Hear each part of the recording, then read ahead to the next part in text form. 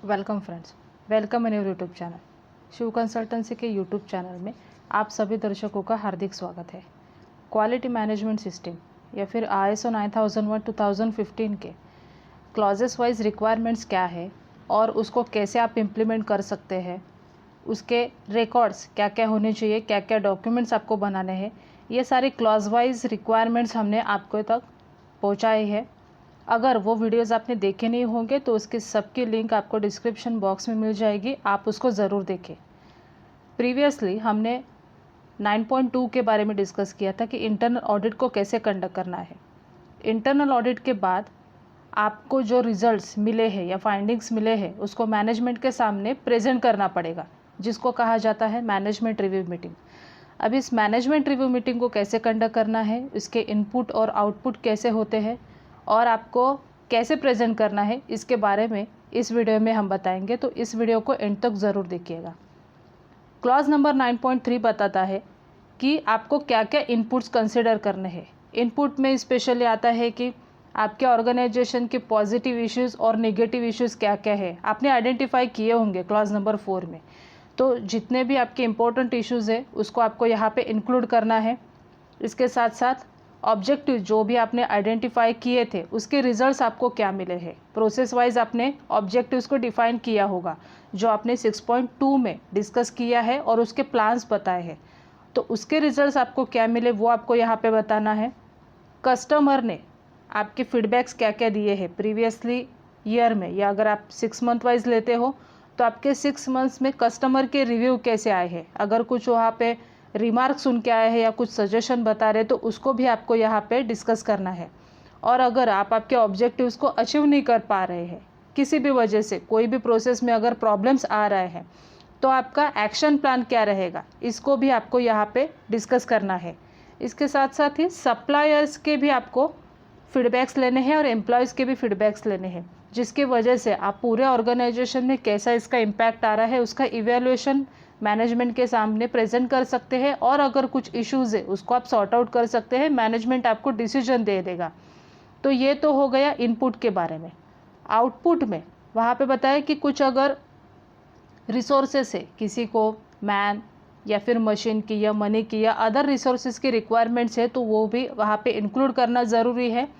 और अगर कुछ अपॉर्चुनिटीज़ है, पोटेंशियल अपॉर्चुनिटीज़ आपके ऑर्गेनाइजेशन में कुछ आइडेंटिफाई हुई है तो उसको भी आपको यहाँ पे प्रेजेंट करना है।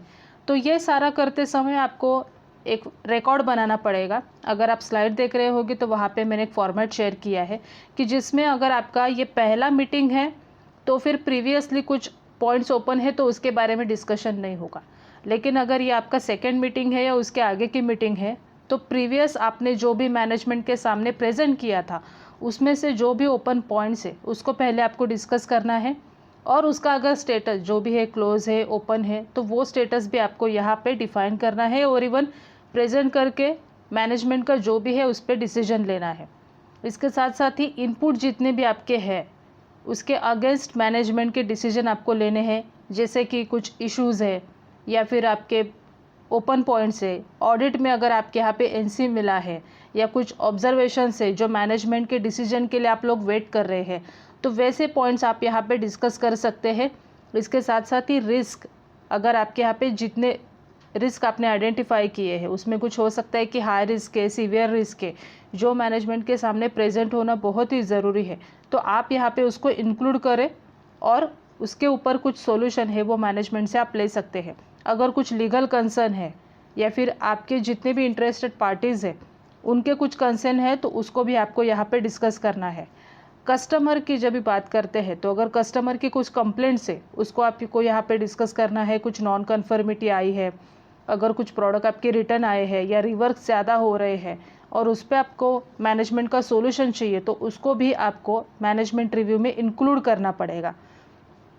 आपके यहाँ पे अगर कस्टमर विजिट होते हैं और प्रीवियसली 6 मंथ में अगर या फिर 1 साल में आपके यहाँ पे कस्टमर के ऑडिट हुए हैं और उसके कुछ रिजल्ट्स मिले हैं जो आपने अभी तक मैनेजमेंट के सामने प्रेजेंट नहीं किए थे लेकिन कुछ इम्पोर्टेंट है, तो आपको यहाँ पे उसको इंक्लूड करना है। जैसे ही आपको इनपुट में ये सारे चीज़ें आपको इंक्लूड करती जाने हैं और आउटपुट में भी जैसे यहाँ पे फॉर्मेट में दिखाया है वैसे ही आपको आउटपुट में भी चीज़ें इंक्लूड करती जानी है। आपको इनपुट और आउटपुट दोनों भी 9.3.2 और 9.3.3 में वहाँ पे मिलेगा कि एग्जैक्टली इंक्लूड क्या करना है। तो जैसे कि हमने कहा कि 9.3.2 में आपको परफॉर्मेंस इंक्लूड करना है, इश्यूज इंक्लूड करने हैं, ऑब्जेक्टिव्स के जितने भी आपको फाइंडिंग्स मिले हैं, रिजल्ट्स मिले हैं उसको इंक्लूड करना है। आपके अगर कस्टमर के ऑडिट हुए हैं तो उसके रिजल्ट्स को आपको इंक्लूड करना है, और आपके कुछ इश्यूज़ है, रिस्क है, आपको इसको इनपुट में इंक्लूड करना है।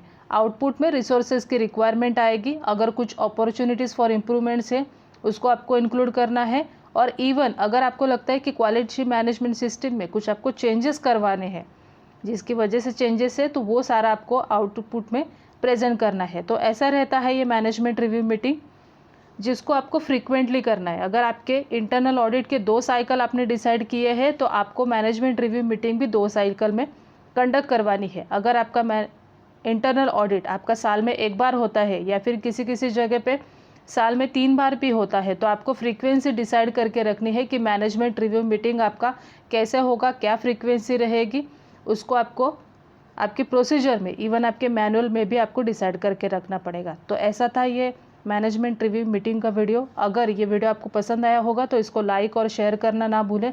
छोटी सी रिक्वेस्ट, अगर आप हमारे चैनल पे पहली बार आए होंगे तो इसको सब्सक्राइब करना और बेल आइकॉन को प्रेस करना ना भूलें, ताकि नए जितने भी वीडियोज़ आने वाले हैं उसके सबके नोटिफिकेशन आपको मिल जाएगी। और इवन हाउसिंग सोसाइटी से रिलेटेड भी कई सारे वीडियोज़ हम एवरी टाइम शेयर करते हैं तो उसकी भी नोटिफिकेशन आपको मिलती रहेगी। So thank you for watching this video.